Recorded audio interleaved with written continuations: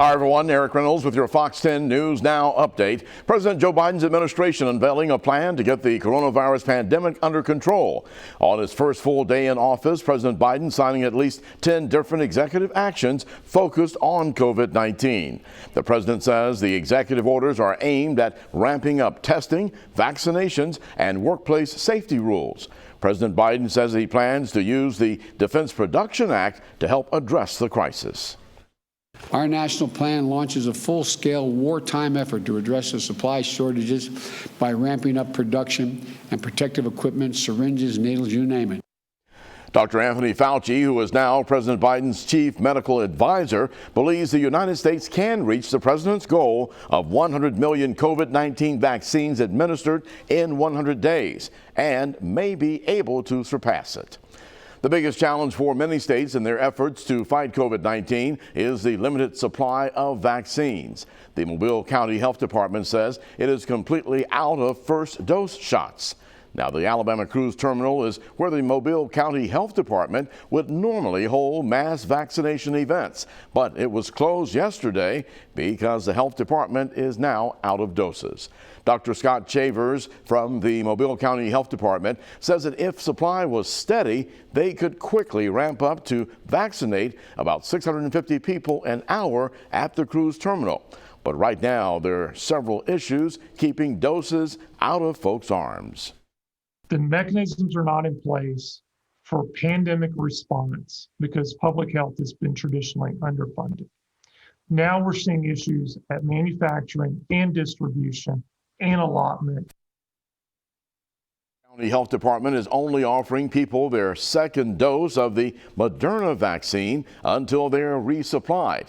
They are not alone. Availability is critically low throughout Mobile County. In an effort to speed up distribution when more vaccine arrives, the Mobile County Health Department will no longer require appointments. Instead, the vaccine will be offered first come, first served to those qualifying groups. The health department says that they do expect to get some more of the Moderna vaccine soon. They hope to have another vaccine clinic early as next week. Across the Bay, the state health department not giving out any more COVID-19 shots until next week. Officials say that they were able to double the amount of shots it gave at their Daphne Civic Center, up from 400 Tuesday to more than 800 yesterday. Compared to other areas in the state where there is little or even no vaccine available, Baldwin County says that it has enough to continue vaccinating next Tuesday and Thursday. We have the vaccine allocated for those events, and we'll be pushing out, dates for additional events based on vaccine supply. Dr. Scott Harris's office says the expectation in Baldwin County is to vaccinate about 2,000 eligible people per week. The same system will be in place next Tuesday. The gates open for registration at the Daphne Civic Center at 6:30 a.m. and the shots will be administered from 9 a.m. until 3 p.m.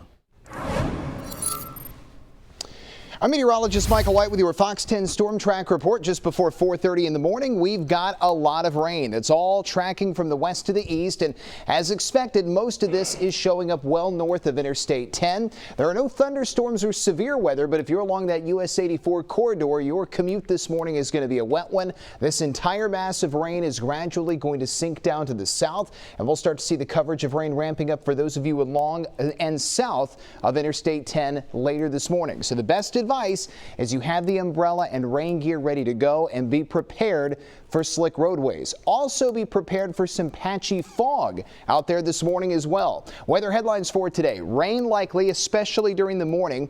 Then tomorrow we turn cooler with our temperatures, but that's only temporary because on Sunday we see the temperatures warming right back up. So let's go through it with the Fox 10 Futurecast. The coverage of rain ramps up for more spots by 7 o'clock as a lot of you head out the door.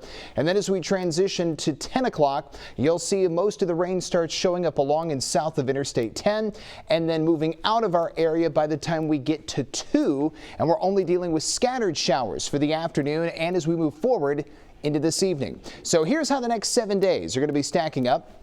High today, mid-60s. High tomorrow, low 60s. And then we're right back up to near 70 on Sunday. And we see temperatures jump to the mid-70s on Monday. After today, Monday will be our next best chance of rain. Maybe even a few thunderstorms to start next week. And then we start to see the rain coverage going down. And we start to see the afternoon highs dropping back down as well. Now, we're going to talk much more about your forecast throughout the day right here on Fox 10 News Now.